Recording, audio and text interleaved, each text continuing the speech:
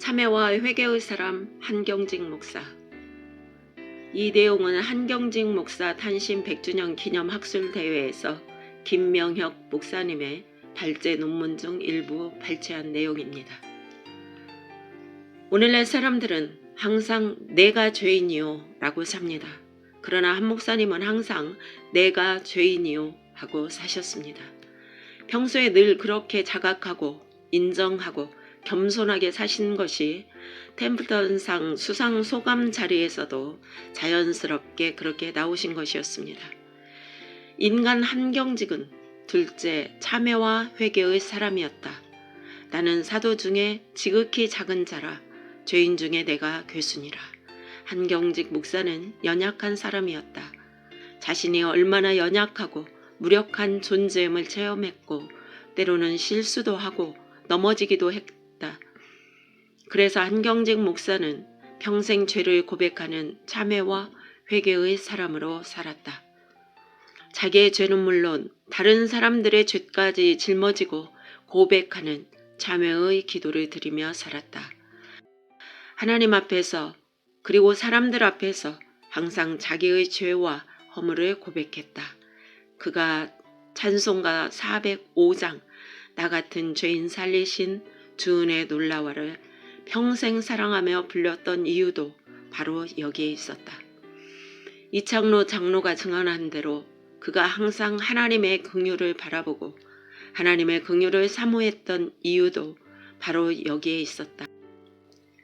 한경직 목사는 제사장처럼 자기의 죄와 백성들의 죄를 위하여 속죄의 제사를 드리는 참회와 회개의 삶을 살았다. 한경직이 27살 되던 1929년 프린스턴 신학교를 졸업하고 예일대학 박사과정에 진학할 준비를 하고 있었는데 그때 폐결핵 3기라는 진단을 받고 그는 슬픔과 절망 중에서 자기의 죄를 회개하며 하나님께 기도했다. 생각하면 그땐 참 슬프기도 하고 그랬는데 지금 생각해보면 그것이 축복이 되었어요. 또 거기 가서 은혜를 받았어요. 하나는 죄를 자복했어요. 죄가 많거든요. 공부하는 학생이 큰 죄는 없지만 야심, 보통 임비션이라고 하는데 이름을 날린다든지 한국말로 입신양명이라는 말이죠. 또 허위, 그리고 세상을 많이 사랑했어요. 제가 그런 죄를 자복했어요. 다른 대담에서는 이렇게 회고했다. 내가 하나님께 모든 것을 바치고 그 뜻대로 살고자 할 때 먼저 자신의 죄를 깨닫게 되더군요. 우선 자신의 불경건, 불신앙, 자만심 등이 죄이거든요. 한경직 목사는 월나무 자기의 죄와 민족의 죄를 자복하는 회개의 삶을 살면서 자복과 회개의 메시지를 자주 전했다. 1954년 7월 18일 영락교에서 행한 상한 그릇이란 제목의 설교에서 그는 이렇게 설교했다. 죄로 말미암아 파산되지 않은 심령은 별로 없을 줄 압니다. 옛날 동양에서 고래로 내려오는 말 중 인수무가, 즉 사람이 누가 허물이 없으리요라는 뜻입니다. 고치면 됩니다. 지금이라도 회개하고 예수님께 돌아오면 주님께서는 상한 심령을 고쳐주시고 회복하여 주십니다. 1960년 7월 10일에 행한 여호와의 손이란 제목의 설교 초두에서는 이렇게 설교했다. 누구나 스스로 자기 자신을 솔직히 하나님 앞에서 반성할 때에는 오직 자기는 죄의 덩어리라고 하는 것을 깨닫게 될 것입니다. 1955년 3월 20일에 행한 애통하는 자의 복이란 제목의 설교에서는 이렇게 설교했다. 이 여자가 하는 말이 자기 남편은 오래전에 군대에 나가서 지금까지 소식이 없는데 그만 어떤 좋지 못한 남자에게 유혹을 받아 죄를 지었으니 이것을 어떻게 하면 좋겠느냐고 했습니다. 뜨거운 눈물을 흘리면서 죄를 자복했습니다. 죄의 값은 사망입니다. 그러나 죄를 애통히 회개하는 자에게는 복이 있습니다.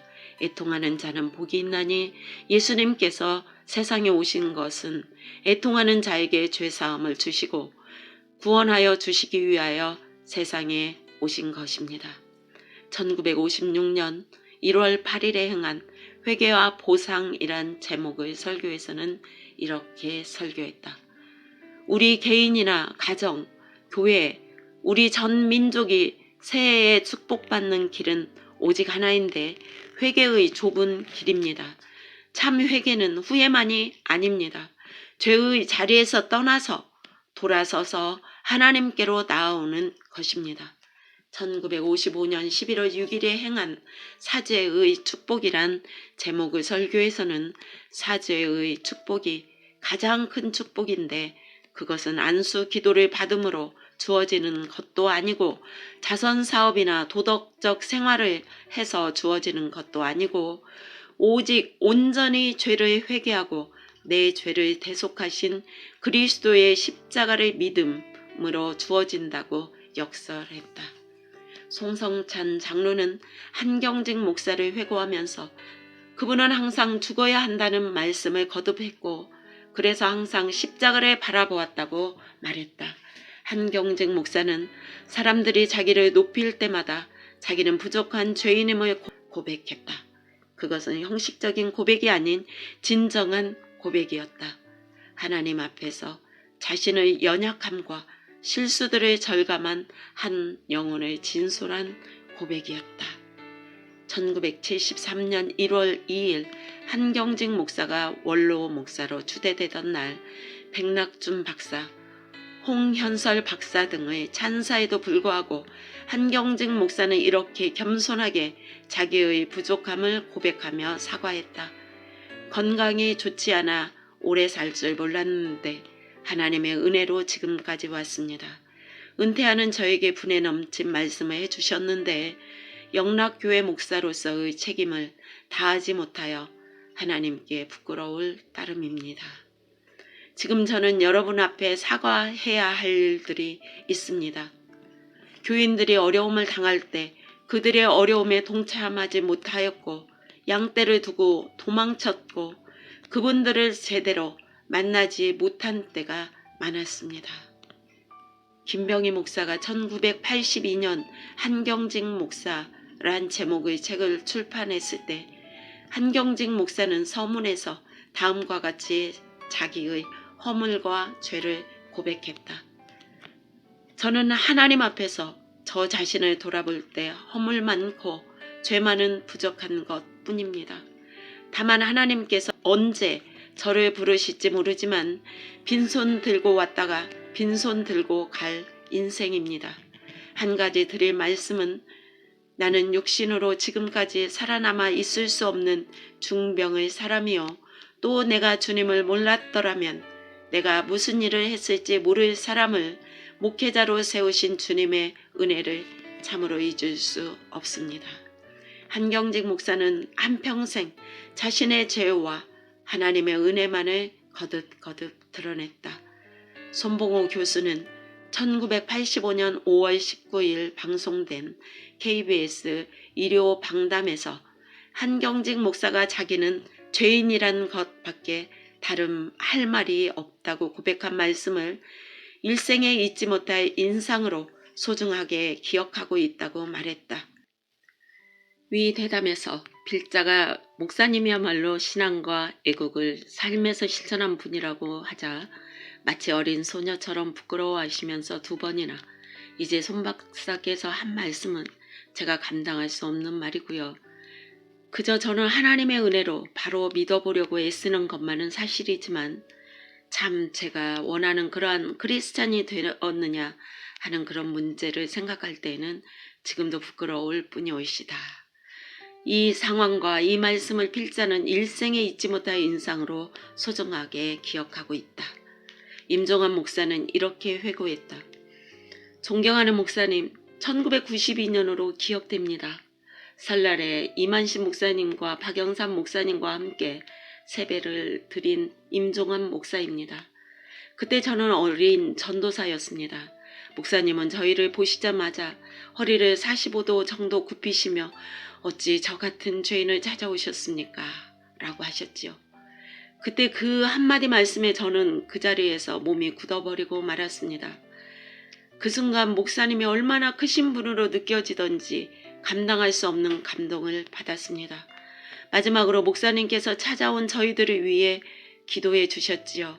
그때 성령께서 어찌나 제 마음을 감동시키시던지 저는 눈에서 쏟아지는 눈물을 주체할 수가 없었던 기억이 지금도 생생합니다. 한경직 목사가 한국 교회 앞에서 공적으로 자기의 죄를 고백한 것은 1992년 템블던상 수상을 축하하는 모임에서였다.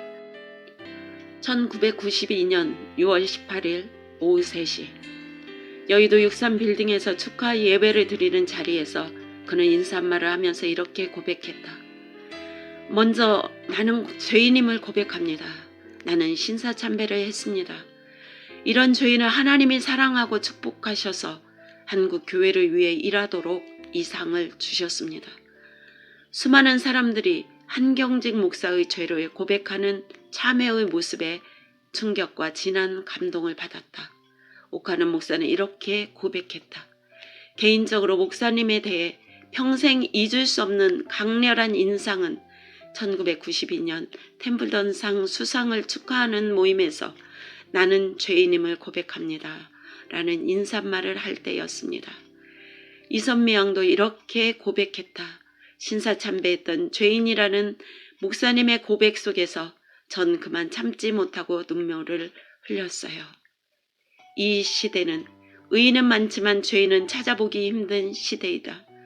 죄인이 보고 싶은 이 시대에 우리는 인간 한경직에게서 죄인을 본다. 인간 한경직은 죄를 고백하는 참회와 회개의 사람이었다.